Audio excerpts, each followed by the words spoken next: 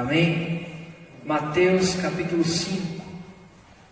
Som, ei.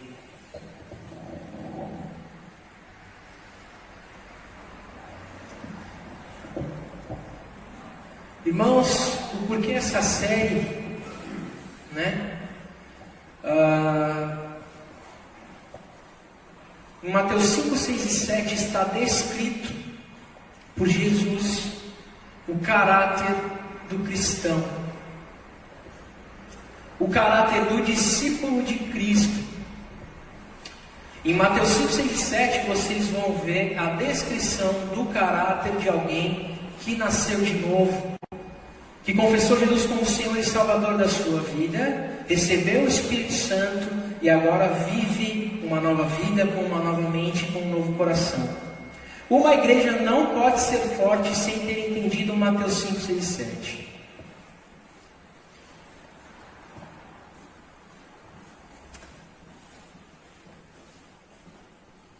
A vida cristã se torna frutífera quando nós entendemos Mateus 5, 6 e 7. Porque nós entendemos o que Jesus quer que nós vivamos, né? Então, abra aí comigo a sua Bíblia em Mateus 5, se você já abriu. Esse é o primeiro sermão dessa série. Nós vamos levar algumas semanas discorrendo sobre esses textos aqui, e o Senhor há de nos ensinar, amém? Então,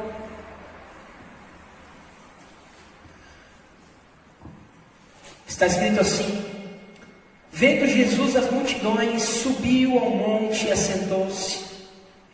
Aproximaram-se dele os seus discípulos, e ele começou a ensiná-los, dizendo: bem-aventurados os pobres de espírito, porque deles é o reino dos céus.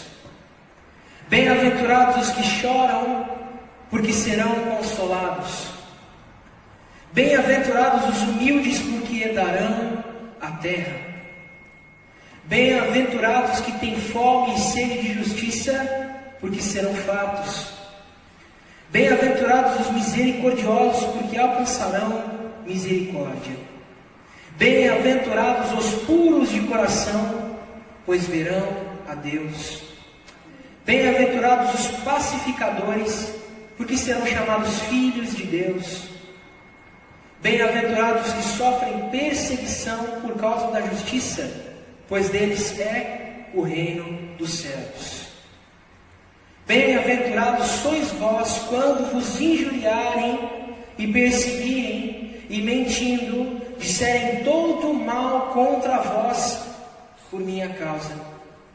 Regozijai-vos e alegrai-vos, porque grande é a vossa recompensa nos céus. Em algumas Bíblias está escrito galardão, pois assim perseguiram aos profetas que viveram antes de vós.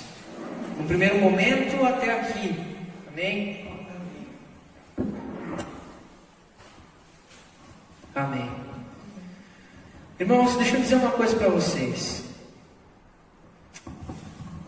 O Sermão do Monte, e vocês vão perceber que ele vai começar com essas bem-aventuranças, depois ele vai partir para algumas orientações para a vida cristã, ele vai passar por algumas questões da nossa vida cotidiana, e o tempo todo ele vai tratar da nossa vida cotidiana.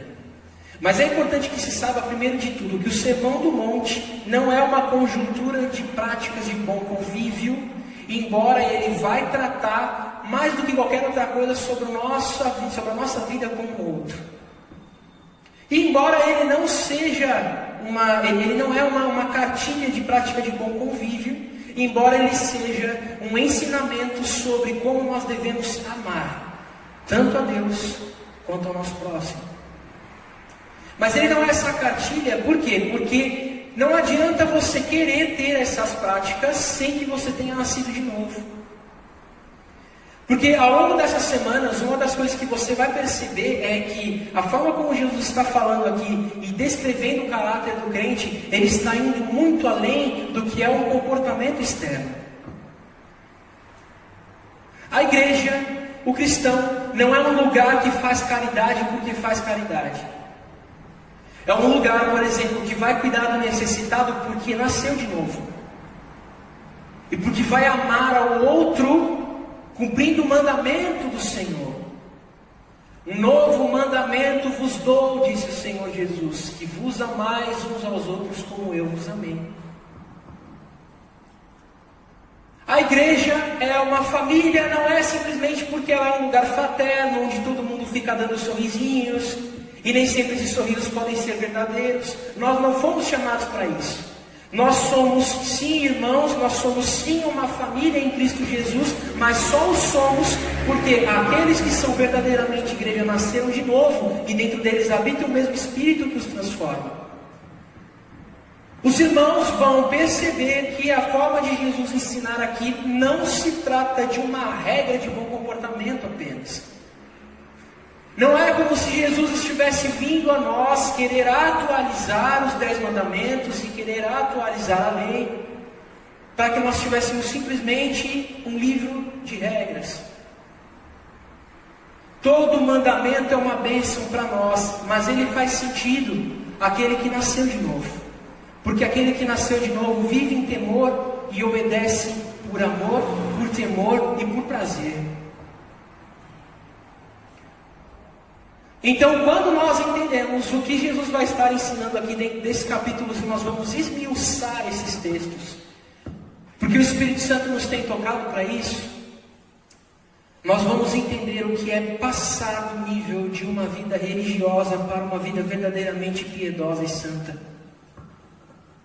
Nós vamos passar a entender o que é a adoração prática, cotidiana, no dia a dia.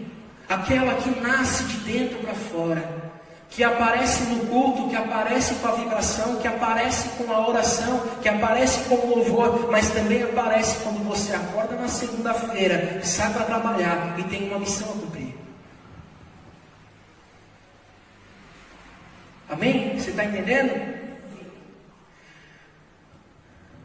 Mateus 5, 6 e 7, o Sermão do Monte, não era Jesus ensinando a como viver a lei por causa da má interpretação dos mestres da lei, como se ele estivesse reinterpretando os 10 mandamentos e a lei. Não. A justiça ensinada por Jesus no Sermão do Monte, vocês vão ver aqui mais à frente, Jesus diz sobre ela que essa justiça precisa exceder a justiça dos mestres da lei e dos fariseus. Por que exceder? Porque os mestres da lei e os fariseus conheciam a lei muito bem, mas ela não estava inscrita em seus corações, mas ela está inscrita no coração de todo aquele que nasceu de novo. Então sabe o que tem que acontecer? Você não pode simplesmente trazer os alimentos para cuidar de um necessitado porque eu ou o pastor ou qualquer pessoa vos peça. E sim porque o necessitado está colocado dentro de você, dentro do teu coração. Você não pode vir ao culto porque eu te pergunto depois se está tudo bem quando você não vem lá no WhatsApp, preocupado com você. Você vem porque ama a Deus, porque ama a igreja e porque estar no coletivo para você faz sentido quando você entende que faz parte da igreja de Jesus. Irmãos, a vida cristã é uma vida que eleva o nível. Ela tem um nível moral mais profundo? Tem. Ela tem um nível ético mais profundo? Tem. Mas ela tem porque nós nascemos de novo. E porque junto com uma nova forma de viver vem uma bênção do Senhor toda especial que nós vamos ver aqui. Amém? O Sermão do Monte é uma exposição de como cumprir o novo mandamento que Jesus nos deu em João 13:34. Novo mandamento vos dou, que vos ameis uns aos outros assim como eu vos amei a vós.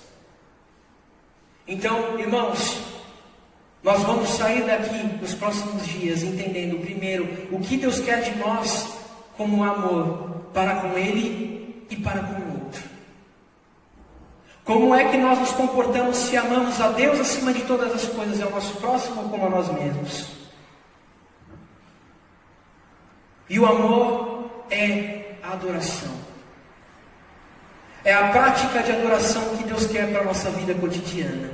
Amém? Deus quer que nós o adoremos. Deus procura adoradores. Embora toda a criação declare a glória de Deus, embora tudo declare a glória de Deus, embora se você olhar a paisagem, vai saber que até os pássaros cantam para a glória de Deus. Deus procura adoradores porque Deus procura gente consciente de quem Ele é e que desfruta dEle, tem um relacionamento com Ele e, portanto, pode expandir o seu reino na terra. É sobre isso que nós vamos entender aqui.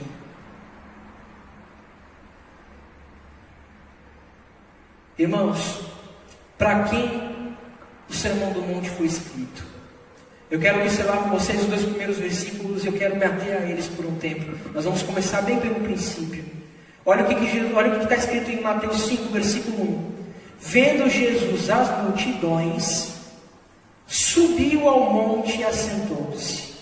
Aproximaram dele os seus discípulos. Preste bem atenção, aproximaram-se dele os seus discípulos e ele começou a ensiná-los, dizendo: deixa eu dizer uma coisa para você, Jesus estava vendo toda uma multidão, Jesus curava as multidões, mudava contextos, tocava pessoas, mas ele estava ensinando o seu sermão do monte aos seus discípulos apenas. Isso te choca? Deixa eu dizer uma outra coisa para você. Tem uma situação bem parecida quando Jesus está ensinando a parábola do semeador. Aí ele conta a história: olha, o semeador saiu a semear, e conforme ele jogava as sementes, uma parte das sementes caiu à beira do caminho, a outra parte caiu num terreno pedregoso, a outra parte caiu num terreno que tinha espinhos, e uma outra parte ainda caiu em terra boa. Aí ele diz assim, que só a parte que caiu em terra boa é que frutificou, dizendo isso para uma multidão inteira. Aí depois que ele termina de ensinar, os discípulos chegam perto dele e viram assim: mestre, por que o senhor fala em parábolas? Boa parte deles está escutando o senhor falar e não está entendendo. Ele vira para os discípulos e diz assim: eu falo para que eles não entendam. Todos eles estão aqui, parte deles foi curada, parte deles foi tocada por mim, e eu falo para que eles não entendam. Ouvindo não escutem, assimilando ainda assim não consigam entender, porque só parte deles é um coração que é como terra boa para receber a mensagem. O que Jesus estava dizendo para os discípulos naquele dia? De todo esse pessoal, eu estava falando para eles das situações deles mesmos. O semeador sou eu saindo a semear e trazendo a mensagem do reino de Deus. E se for dividir eles em 4 partes, apenas uma dessas 4 partes me escuta. Porque apenas uma dessas 4 partes é uma terra boa, seus corações é como terra boa para receber. O resto são sufocados por uma série de outras coisas. O que Jesus estava querendo dizer com isso? A multidão que parece me seguir é enorme, mas os meus discípulos são poucos. A multidão que parece me seguir é gigantesca, mas os meus discípulos não são.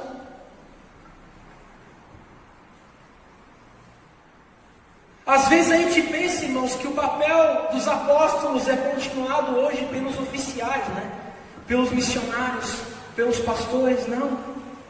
Os apóstolos foram 12 homens e os discípulos deles também foram poucos homens e os poucos de uma multidão inteira com quem Jesus pôde contar para viver a vida cristã e expandir o Evangelho. Então sim, Jesus estava diante de uma multidão.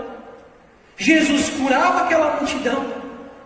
Aquela multidão, você chegava a ele, ele se compadecia dela, porque eram como ovelhas sem pastor, por vezes os alimentou, mas a verdade é que quando Jesus queria trazer um papo sério, quando ele queria falar sobre o Evangelho, quando ele queria discipular, eram pouquíssimos com quem ele poderia contar. E deixa eu dizer uma coisa para você: continuidade do trabalho dos discípulos de Jesus não é para os oficiais da igreja apenas, é para a igreja toda. Esse é o problema que nós estamos vivendo. Nós estamos confessando a fé cristã, a fé batista, enfim, a fé evangélica, mas nós não estamos sendo discípulos de Jesus.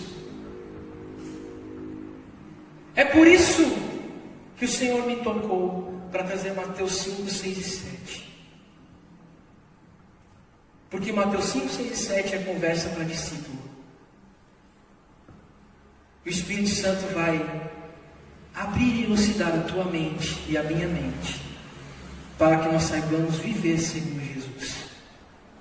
Não mais como membros de uma igreja, mas como membros do seu corpo. Como membros da igreja espiritual, mística, a noiva do Senhor. Amém? É um nível mais profundo, é verdade. Irmãos, nem todo mundo é discipulável. Nem todo mundo é um trigo que vai dobrar diante do sopro do Espírito Santo. Se Jesus não converteu, é impossível discipular. Se Jesus não tiver convertido o nosso coração, não há conteúdo de mensagem que converta.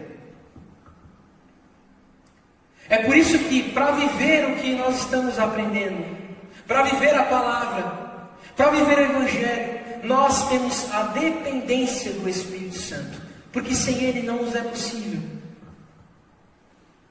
Eu jamais poderia pregar de forma eficaz sem Ele, e ainda mais eu jamais poderia viver o Evangelho de forma eficaz sem Ele.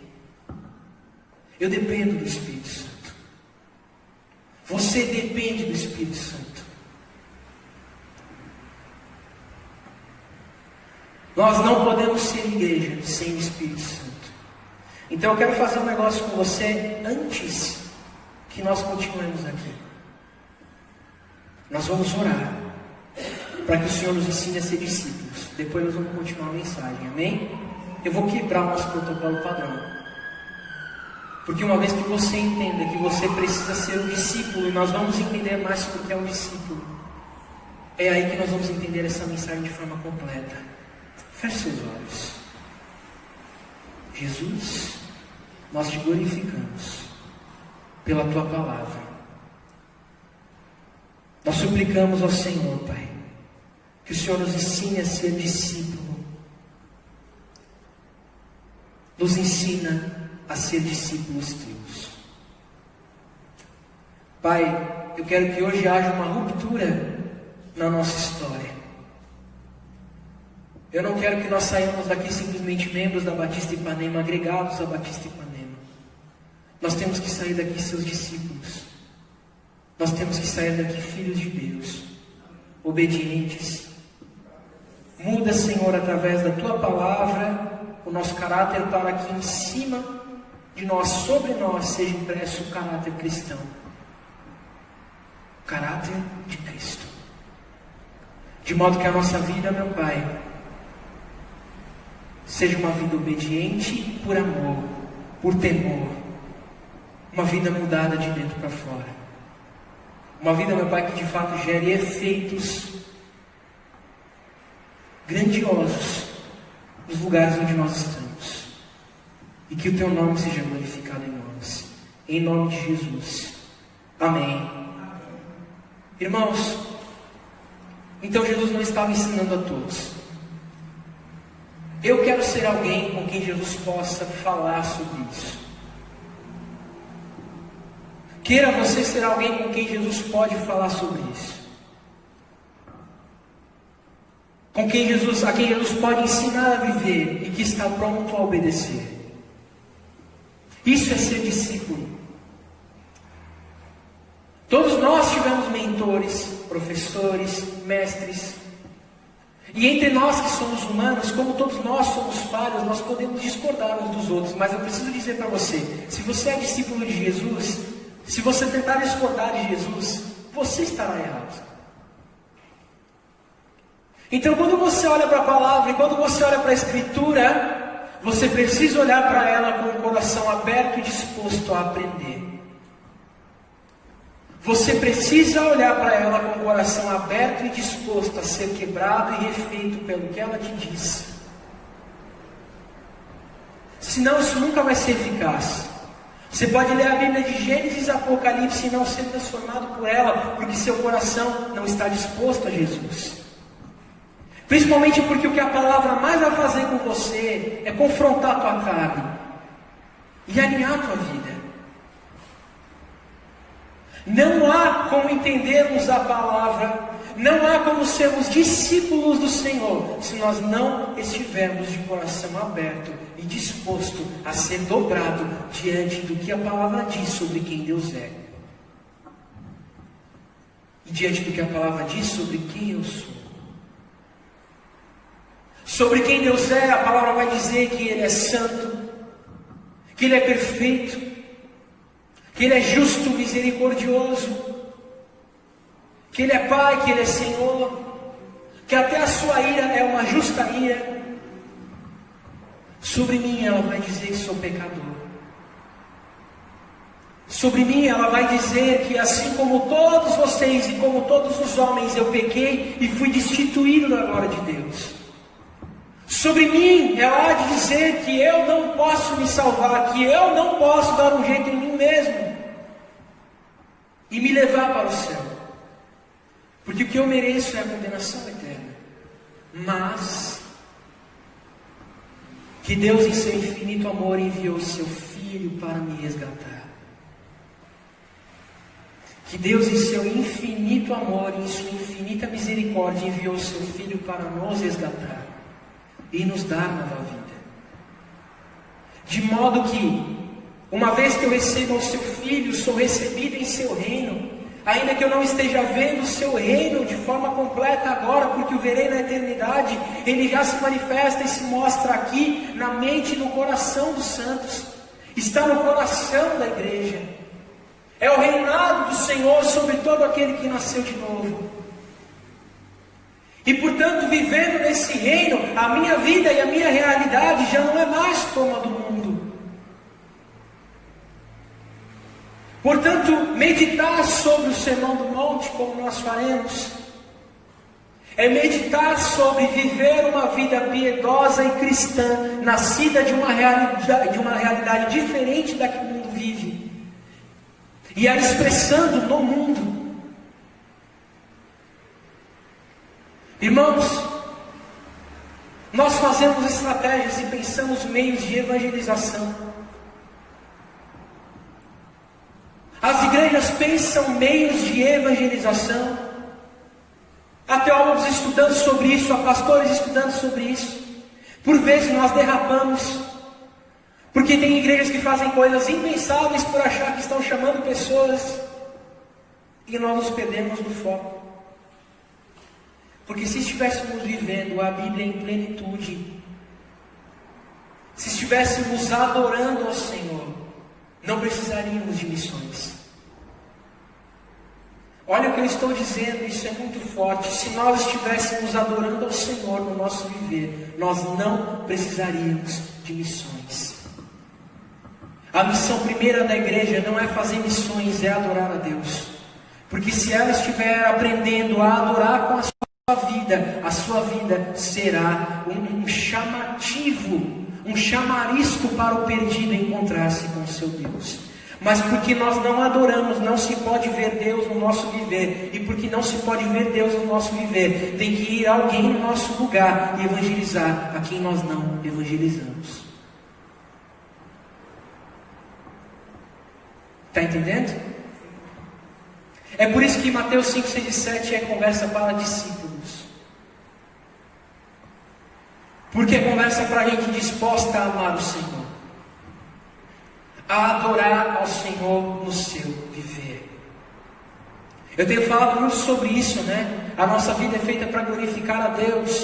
O Tratado de Westminster dizia que o propósito do homem é glorificar a Deus. Isso, irmãos, porque se nós não tivermos isso em vista, tudo que nós fizermos vai ser absolutamente ineficaz. Se você não é alguém cujo Deus é o centro da vida, tudo aquilo que você disser tentando evangelizar vai ser mentira. Se você não pode falar sobre Deus apontando para o seu próprio interior e dizendo: olha o que Deus está fazendo em mim, tudo aquilo que você diz sobre Jesus é mentira. Não se pode evangelizar dizendo assim: olhe para Deus, eu sou um cara cheio de defeitos, e viver uma vida bagunçada, porque você não tem como testemunhar sobre alguém com quem você não vive. Eu posso testemunhar, irmãos, sobre o bom trabalho do Everton na diretoria, porque sou diretor com ele e sei o que ele faz. Mas se eu não fosse, não poderia falar, porque não estaria vendo. Posso falar sobre a pessoa incrível que é minha esposa, porque vivo com ela, senão não poderia dizer.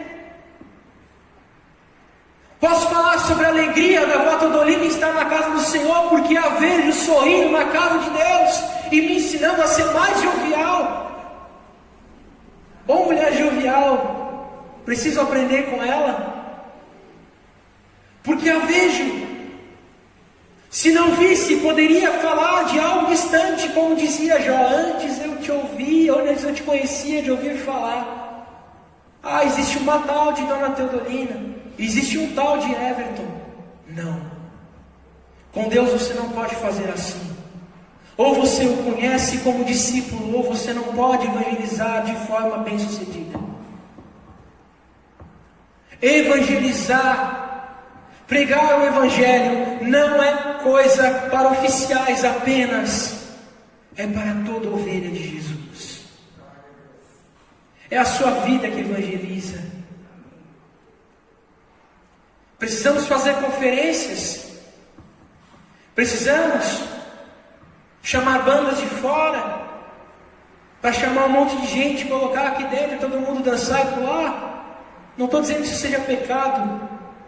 Tem gente que está lutando para fazer isso com uma vida cheia de piedade. Mas nós fazemos o mais difícil e nos esquecemos do que é primordial e primazia, de que a nossa vida reflita a glória de Deus. Você está entendendo? O Sermão do Monte é a evangelização mais eficaz. A vida piedosa, a vida cristã, a vida santa é a evangelização mais eficaz. Tudo que vem após ela é secundário. Ser discípulo do Senhor, buscando viver uma vida obediente a Deus, é a evangelização mais eficaz. Amar as Escrituras, meditar nelas, disposto a que o Senhor te transforme, é a evangelização mais eficaz, porque nada pode ser mais explosivo, mais bombástico do que no homem que recebeu a Deus e foi liberto.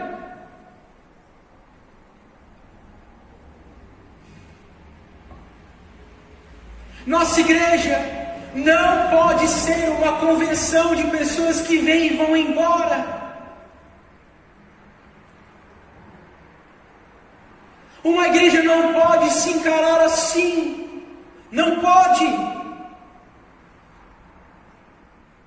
Uma igreja foi nascida para ser um agente de transformação da sua cidade. Como é que se faz isso? Cada um irradiando a luz do Senhor. O que quer que a gente faça coletivamente, o que quer que a gente planeje coletivamente, se não estiver acontecendo no individual, já estará fadado ao fracasso. Jesus olhou a grande multidão e assentou-se, os seus discípulos se aproximaram dele e ele começou a ensiná-los. Os discípulos são os que se aproximam. Os discípulos são os que ficam quando a multidão vai embora. Os discípulos são os que amam o Senhor na segunda de manhã, depois do culto de domingo.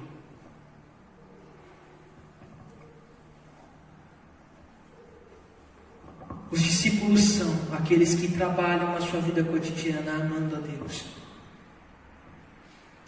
A amando cada colega como quem sabe que Jesus morreu por ele também e que ele precisa ser salvo. Amando a sua esposa e o seu marido como quem sabe que ele é o seu bem mais importante e a sua missão mais importante diante de Deus. Papo de discípulo não é para qualquer um. Amém? Isso ficou claro, né?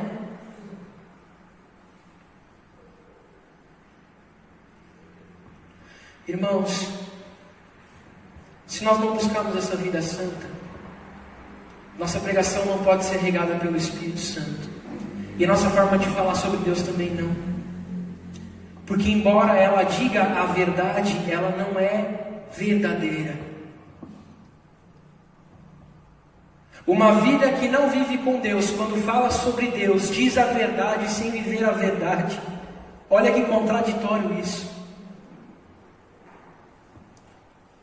A verdade de Deus é tão vívida que não foi feita só para sair da sua boca, ela foi feita para irradiar o teu interior, o teu coração, a tua mente.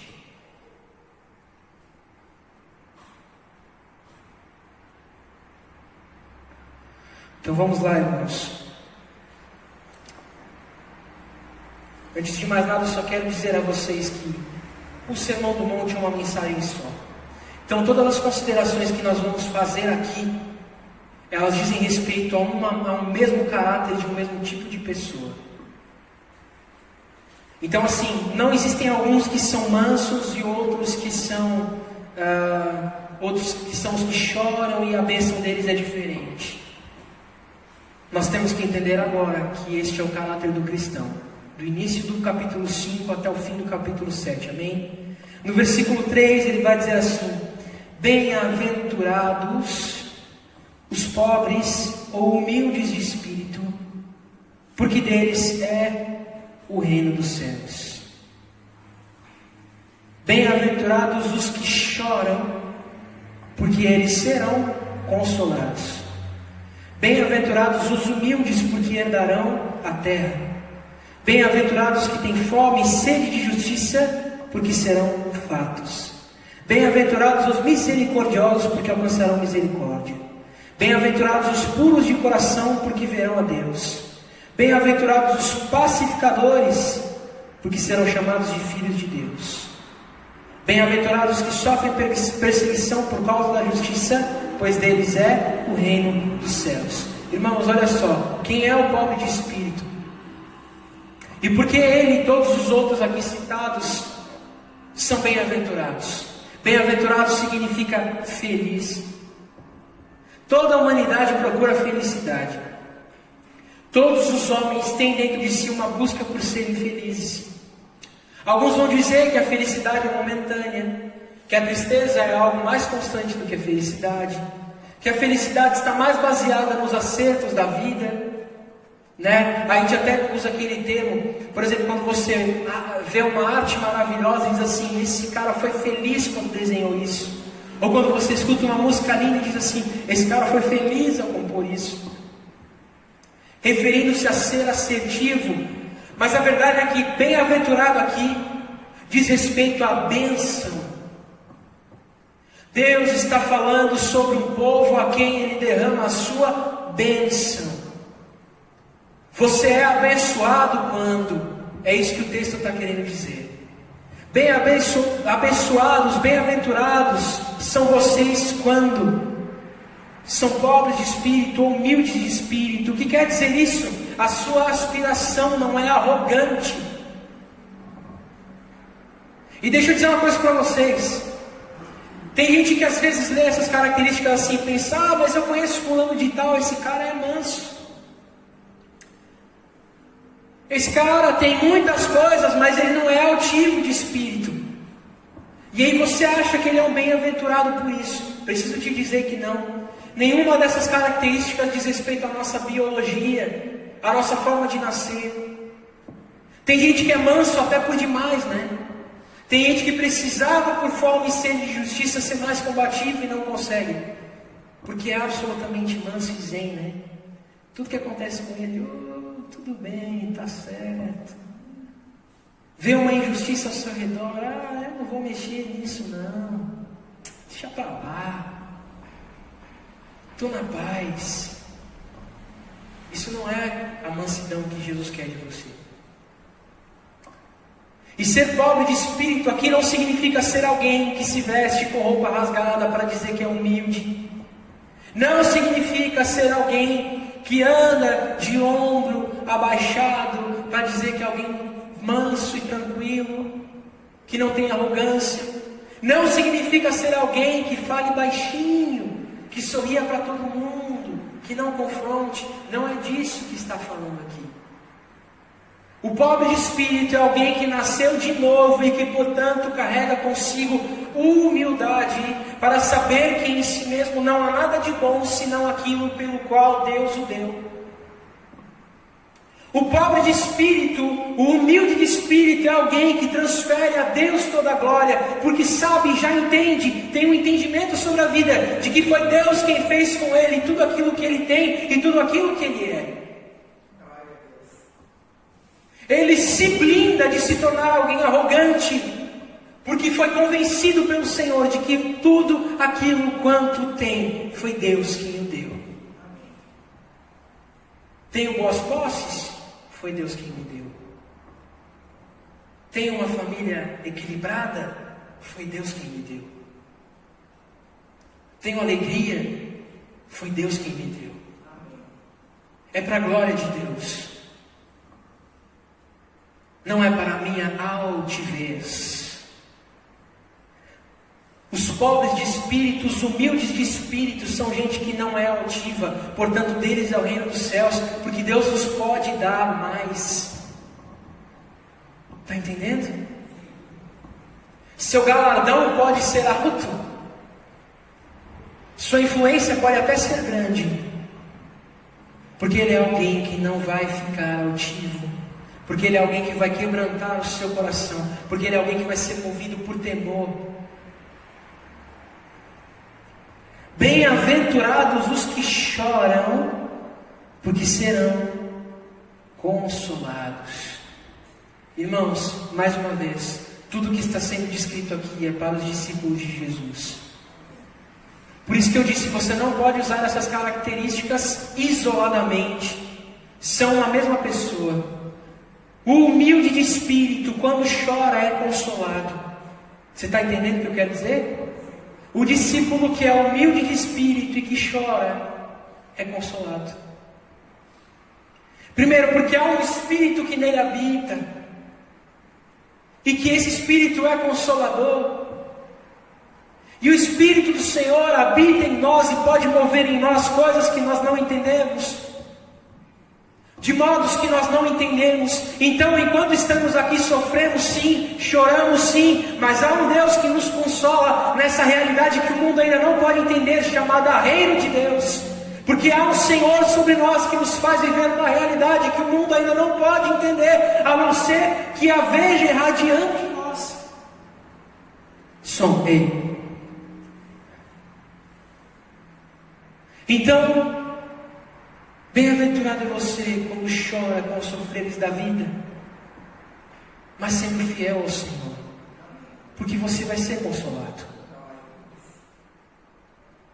Bem-aventurado você é quando você abdica de ser alguém altivo, como diz aqui os pobres de espírito, porque seu é o reino dos céus. Quando você é capaz de viver uma alegria que não é baseada no seu status, você viverá o reino de Deus em plenitude. E quando você chorar, como diz o versículo 4, você é bem-aventurado também, você é feliz apesar do choro, porque será consolado por Deus. Percebe que, conforme nós vamos meditando aqui, vai parecendo que nós vivemos na dependência do Senhor e Ele faz sobre nós coisas que estão fora da forma do mundo entender essas coisas.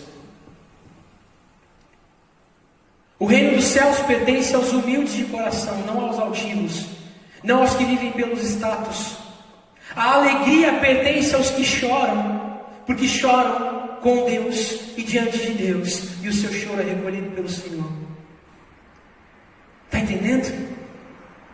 Versículo 5: bem-aventurados os humildes ou pobres, porque darão a terra. Alguém tem uma tradução diferente nesse texto aqui, queira falar no versículo 5, que não sejam humildes? Mansos, né? Também. Irmãos, manso não é pacifista. Manso ou humilde não é alguém que não tem confrontos. Nós vamos perceber ao longo desses textos aqui que por vezes nós temos que ser pacíficos e por outras vezes não. Mas essa humildade, essa mansidão aqui, diz respeito à capacidade de, primeiro, admitirmos diante do Senhor que continuamos sendo falhos. Segundo, não nos valer do que temos para parecermos maiores do que somos. Terceiro, não acharmos que nós somos maiores do que o outro.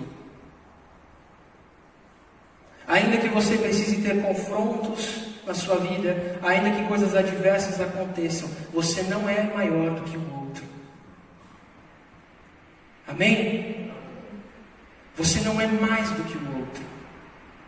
Se você reconhece que tudo que você tem é pelo Senhor, você não é mais do que o outro. Você é um dependente da misericórdia de Deus.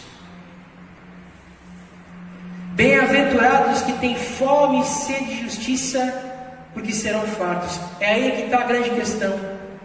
Somos mansos, humildes, pobres de espírito, não somos altivos, mas temos que ter fome e sede de justiça. Isso nos impede de sermos pacifistas. Um cristão não pode ser alguém pacifista. Irmãos, se um pastor for pacifista, entrarão lobos no meio do corpo, machucarão as ovelhas, e eles não poderão fazer nada. Porque não sabem ter confronto. Está entendendo? Ter fome e sede de justiça é ter fome e sede por aquilo que Deus estabeleceu como justo. Eu não sou justo em minha essência porque sou pecador, mas o Senhor é justo. Um novo nascido entende justiça a partir da palavra. Então ele tem sede que a justiça, que a palavra o ensina, porque a justiça de Deus seja cumprida. Então assim, nós somos briguentos? Não. Pelo contrário. Mas e se nós precisarmos ter confrontos em prol da justiça? O que é que faremos?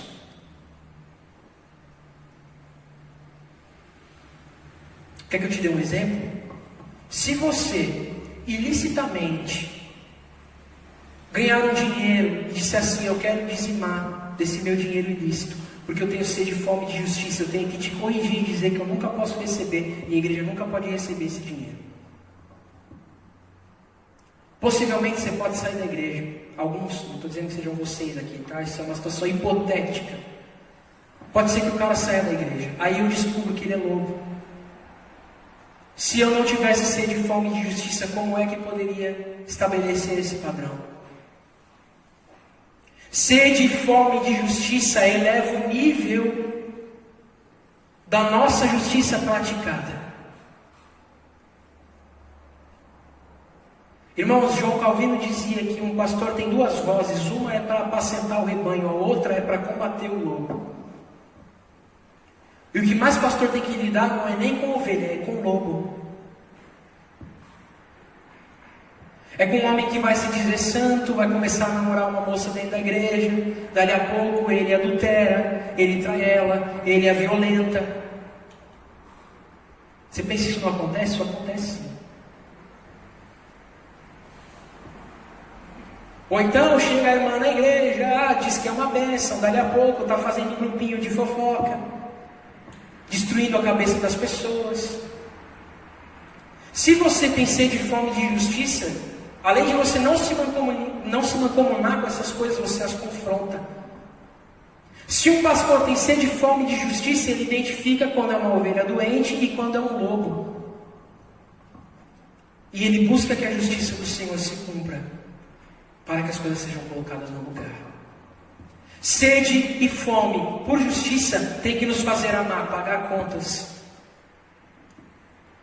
Sede e fome por justiça tem que nos fazer lutar para estarmos diante da sociedade com o nosso nome limpo, porque o nosso nome representa o nome do Senhor.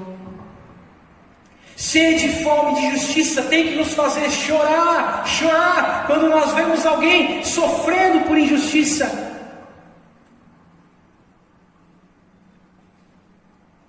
Nos posicionar, não politicamente, não partidariamente, mas em favor da justiça do Senhor, para que aquilo que é justo seja cumprido. E justo eu não posso ser sem o Senhor, porque sou um homem pecador e portanto nasci injusto, e você também. Justiça se entende pela palavra do Senhor. Amém? Bem-aventurados os misericordiosos, porque alcançarão misericórdia. Acho que alguém aí também vai ter uma tradução diferente para isso, não? Versículo 7? Ou está todo mundo com misericordioso? Amém. Bem-aventurados os que praticam misericórdia, perdoadores, capazes de refazer laços, capazes de dar novas oportunidades. Olha só, no versículo anterior eu estava falando sobre uma postura mais confrontativa. Agora eu estou falando sobre uma postura mais abrangente, que abraça, que inclui. Porque o Senhor Jesus teve misericórdia de nós. E se nós somos seus discípulos, nós temos misericórdia também. Amém? E olha só como são as bênçãos. Elas sempre são como um nível de recompensa àquilo que nós somos. Preste bem atenção. Lá desde o versículo 3. Bem-aventurados os pobres de espírito, porque deles é o reino dos céus. Bem-aventurados que choram, pois serão consolados. Bem-aventurados os humildes, pois herdarão a terra. Bem-aventurados que têm fome e sede de justiça, pois serão fartos.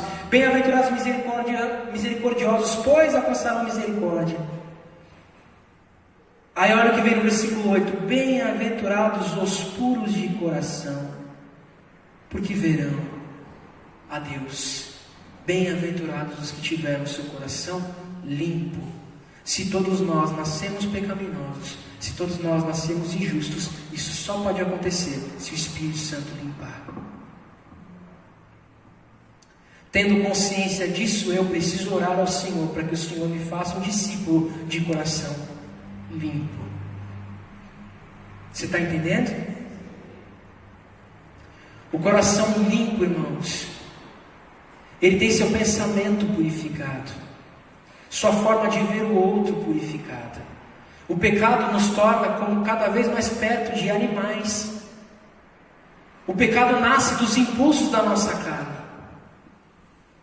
E ele deseja cada vez mais ser saciado, a nossa carne deseja cada vez mais ser saciada com aquilo que ela é impulsiva para ter e para receber.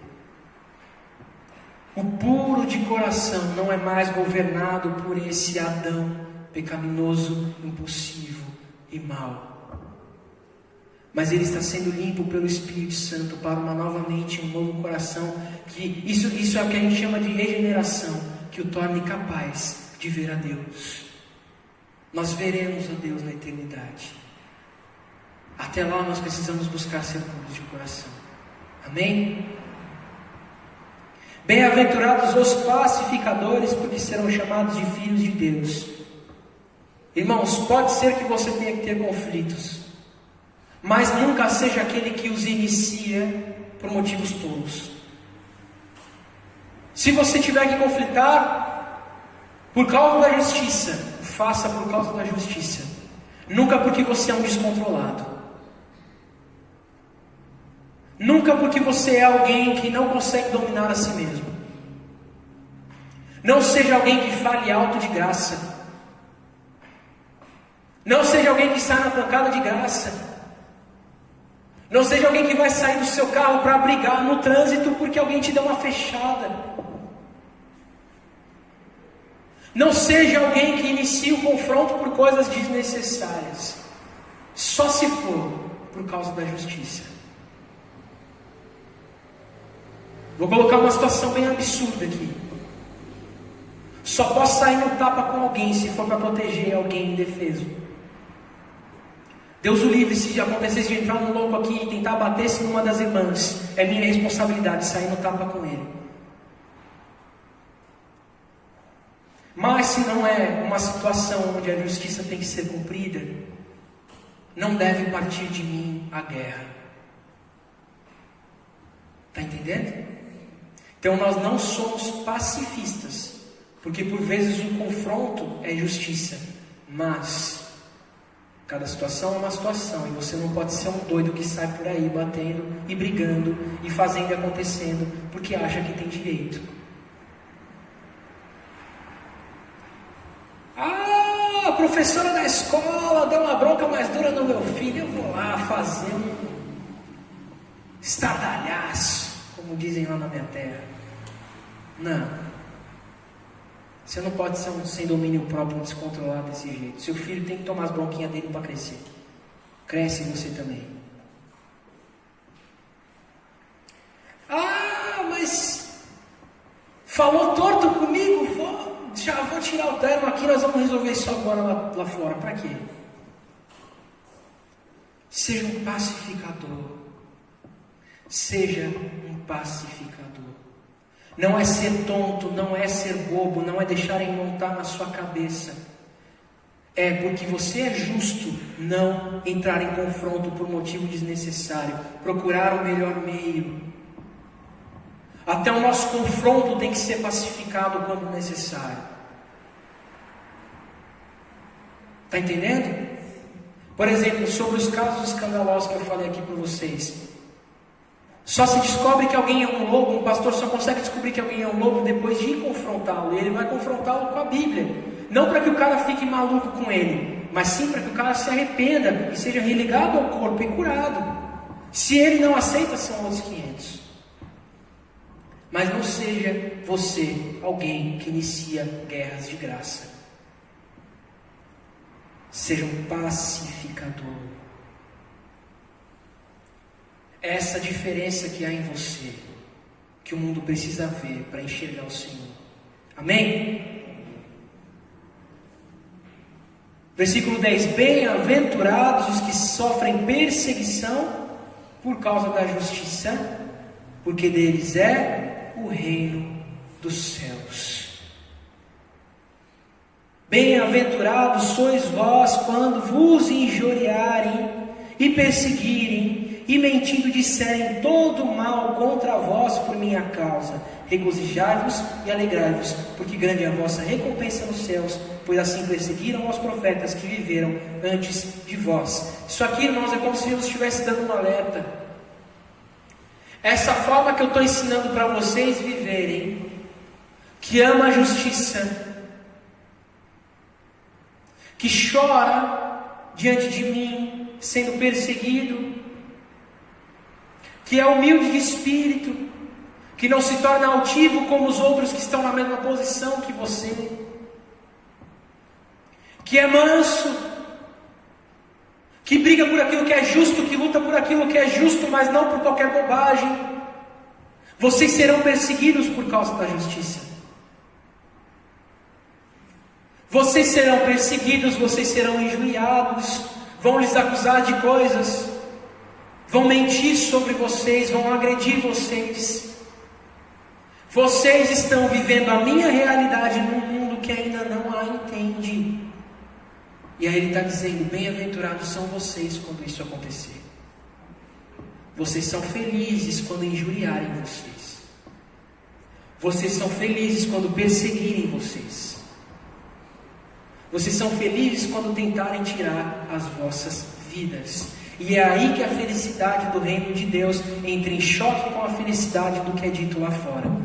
Porque felicidade para quem está no mundo ainda é quando tudo está bem. Felicidade para nós é a vontade de Deus, mesmo quando as coisas não estão bem. Bem-aventurança para nós é a obediência a Deus, mesmo quando as coisas são adversas. Aí ele diz, grande é o vosso galardão, grande é a vossa recompensa. grande é aquilo que vocês receberão por causa da justiça. Está além de todo entendimento. Por que eu estou dizendo isso para vocês? Porque, igreja, quando nós formos relevantes, nem tudo parecerá bem o tempo todo. Os discípulos caíam na graça do povo, mas eram perseguidos pelo Império Romano e pelos mestres da lei. Se você for ler Atos dos Apóstolos, era uma igreja que crescia na graça do povo. Todo mundo gostava dos apóstolos, todo mundo gostava dos primeiros discípulos.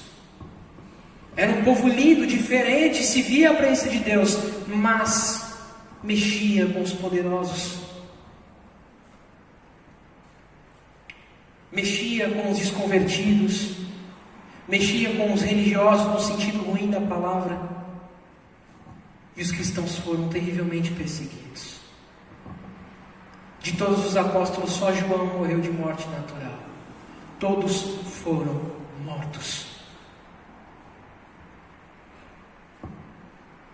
Fora presos, fora açoitados, fora os que vieram depois deles e passaram situações parecidas ou piores. Irmãos, preste atenção numa coisa: todo aquele que Deus assim o conceder de ser recebido em seu reino, há de nos amar pelo nosso modo de viver. Mas todo aquele que de fato for filho de Belial e não tem jeito, porque não crê, esse vai nos odiar por aquilo que nós somos. Quanto mais nós irradiarmos a vontade de Deus, mais seremos odiados. Existe um pastor aqui no Brasil que pessoas começaram a ir falar com ele e pedir ajuda porque estavam sendo violentadas nas suas próprias igrejas por líderes e pastores. Mulheres foram começar a pedir ajuda desse cara. Esse cara, orando ao Senhor, convocou no seu estado, que é em Goiânia, advogados e psicólogos para tratar dessas vítimas. Essas vítimas criaram força com essa equipe de advogados e de psicólogos para poder denunciar. Pois esse cara que viabilizou esse projeto tem sido perseguido por aqueles que abusavam dessas moças.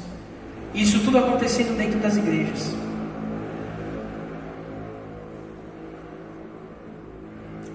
Nem todo mundo que está entre nós é discípulo.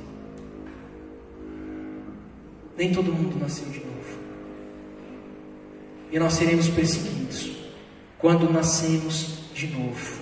Isso faz parte, está intrínseco, está arraigado à vida cristã. Nós vamos sofrer aqui, nós vamos chorar aqui. Já existe perseguição religiosa no Brasil. É que aqui não há um Estado ainda nos mandando calar a boca e dizendo que eu não posso pregar texto A ou B, mas na China isso já existe. Em outros países isso já existe.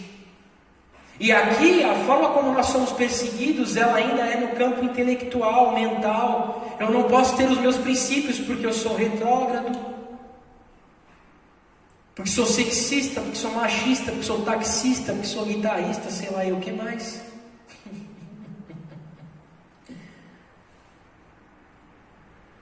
Não posso ensinar você, homem, que cuidar da sua esposa e ser provedor da sua casa é a responsabilidade que Deus te deu, porque vão dizer que eu estou te ensinando uma masculinidade tóxica.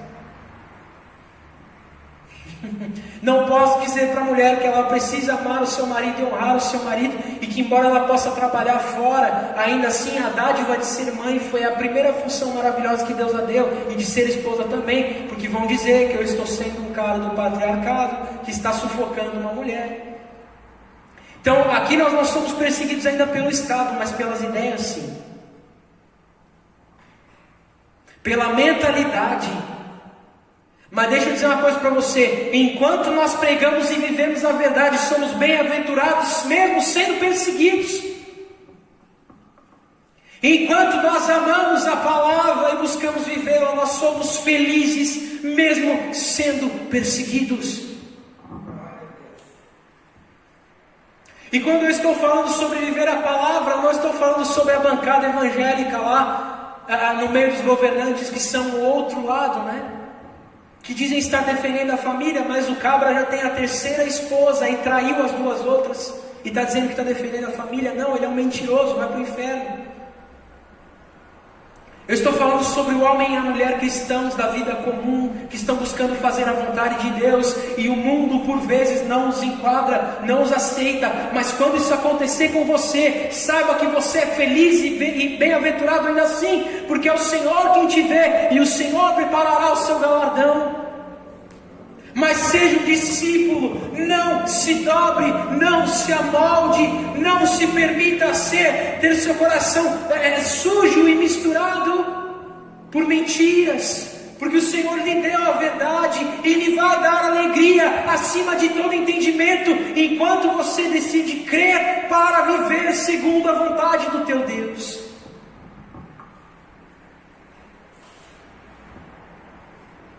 Todo mandamento aqui tem uma bênção. Perceberam? Todo mandamento aqui tem uma bênção. Vocês são felizes, porque é o Senhor quem nos dará tudo isso. Porque é o Senhor quem nos fará tudo isso. Então, se vocês forem pobres de espírito, no sentido de serem não altivos, de usarem aquilo que vocês têm, a sua influência, para servir e não para querer ser servido, o reino do céu será vosso. Isso serve tanto para pastores, quanto para ovelhas, quanto para qualquer cristão. Se eu estou pregando para vocês, se eu sou um missionário diante de vocês, eu fui dado a vocês para ensinar. Portanto, eu sou o menor de vocês, não o maior. Eu sou o menor. É isso que eu preciso ser, para que o reino também seja meu. Bem-aventurados nós somos quando chorarmos, porque o próprio Senhor nos consolará, com o Espírito Santo aqui agora, e com a alegria eterna que nós conheceremos nos céus. Bem-aventurados nós somos quando somos humildes e mansos, quando não achamos que somos melhores do que os outros, porque herdaremos a terra. Bem-aventurados nós somos quando temos fome e sede de justiça, porque seremos fartos. Agiremos buscando a justiça, e o Senhor cumprirá a justiça, e nós comeremos e beberemos do Senhor desta justiça. Bem-aventurados os misericordiosos, os que concedem perdão, os que concedem recomeço, porque da mesma forma alcançarão misericórdia, seus pecados também serão perdoados, eles também serão perdoados e religados a Deus. Bem-aventurados os puros de coração, aqueles que o Senhor está limpando o coração, porque esses vão ver a Deus. Bem-aventurados os pacificadores, os que não iniciam guerras gratuitamente, os que não iniciam confrontos gratuitamente, mas procuram o caminho da paz e da conciliação, porque esses são chamados de filhos de Deus. Bem-aventurados vocês quando sofrem perseguição por causa da justiça, porque de vocês é o reino dos céus. Ou seja, preste atenção numa coisa: quando você age segundo a vontade de Deus, quando você busca a vontade de Deus, a recompensa vem do Senhor, a bênção vem do Senhor.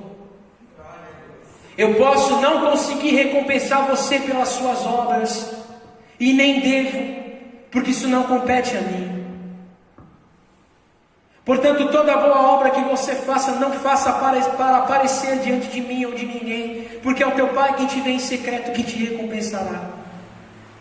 Mas te recompensará, te abençoará, te cuidará, e está preparando o teu galardão no céu. Amém? Você é discípulo do Senhor? Então confie nisso para fazer a vontade de Deus. E quando o dia estiver difícil, se você chorar, se você for perseguido, se você for constrangido, Deus queira que isso não aconteça conosco, mas se um dia nós sofremos, apanharmos, fomos presos por causa do Evangelho, que nem muitos cristãos nos países perseguidos, você é bem-aventurado ainda assim, você é feliz ainda assim, você é feliz e alegre além do entendimento, porque é o Senhor que te recompensa. Amém, querido? Eu vou encerrar aqui, fique de pé, nós vamos continuar na semana que vem.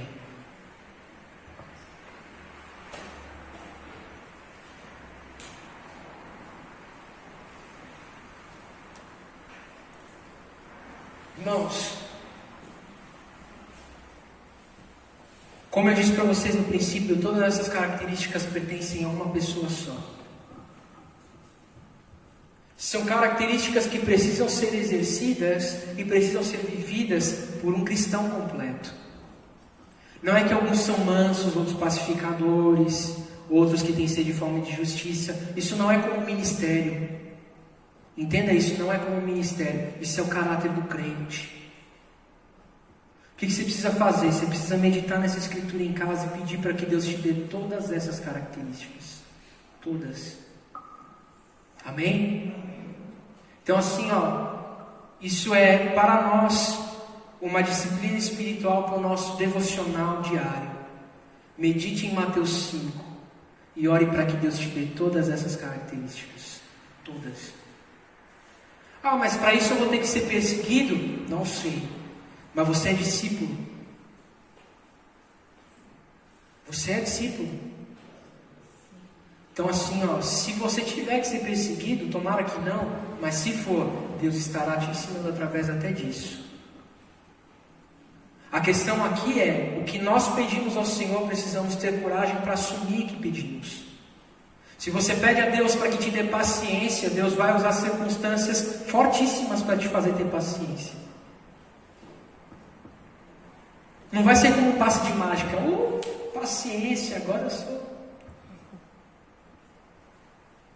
Se você pede para ser alguém com um coração mais dobrado, pela causa do necessitado, porque você sente que tem sido um crente distante das questões que a igreja precisa cuidar, você precisa orar por eles e orar para que o Senhor te dê um novo coração. E Deus vai usar circunstâncias para quebrantar você. Então assim, todo pedido que nós fazemos ao Senhor tem um peso muito alto. Porque se pedimos para que Deus nos transforme, isso gera movimentos grandiosíssimos na nossa vida. Então, se você é discípulo, você precisa ter coragem para orar isso aqui. Mas eu quero que você tenha. Porque nós experimentaremos de Deus de forma como nunca experimentamos antes. Viveremos sua graça, obedecendo seus mandamentos e desfrutando de sua glória. Isso tem um peso muito alto. Glórias são as virtudes do Senhor, tudo aquilo pelo qual Ele é glorificado. Eu quero os atributos de Deus no meio do nosso povo, irmãos. Eu quero os atributos de Deus aqui no nosso meio. Tem que ter coragem. A gente tem que ter coragem para isso. Você tem para ser discípulo coragem? Então nós vamos orar. O Senhor nos fortalecerá e nos fará discípulos. Pai, nós oramos e te engrandecemos. Nós te damos graças pela sua palavra. Nós queremos, Senhor, ser teus discípulos. E ser discípulo do Senhor pede uma justiça mais elevada do que a dos fariseus. Pede uma justiça mais elevada do que o cumprimento do mandamento pelo mandamento. Pede o cumprimento do mandamento pelo amor. Pede o cumprimento do mandamento pelo temor. Pede o cumprimento do mandamento pela sede de justiça. Pede movimentos extraordinários. Deus, nós queremos ser seus discípulos. Eu quero ser teu discípulo. E o teu povo também. Espírito Santo, eu oro para que o Senhor toque cada coração. Nos convença e nos converta daquilo que nós precisamos ser convertidos. E nos faz discípulos com coragem para ser teus discípulos. Para ser verdadeiramente abençoados e felizes. Mesmo quando todas as situações parecem adversas. Nos faz um povo, meu Deus, que anda contigo num nível mais profundo. De intimidade, de obediência e de justiça. Deus nos faz passar do nível e da barreira da religiosidade. Nós não somos uma religião. Não são todas as religiões que levam a Deus. É Jesus. É seguir a Cristo. Nós queremos te seguir, Senhor. Nós queremos ser teus discípulos. Discípulos de Jesus que andam segundo o seu Mestre. Pai, em nome de Jesus, ministra em nosso coração. Nos faz uma igreja corajosa para ser tua igreja. Uma igreja corajosa para ser teus discípulos. Uma igreja que diz assim: somos bem-aventurados, estamos totalmente nas tuas mãos e debaixo do teu querer. Pai, que o teu nome seja glorificado no meio do seu povo. Em nome do Senhor Jesus. Amém e amém. Amém, queridos? Nós vamos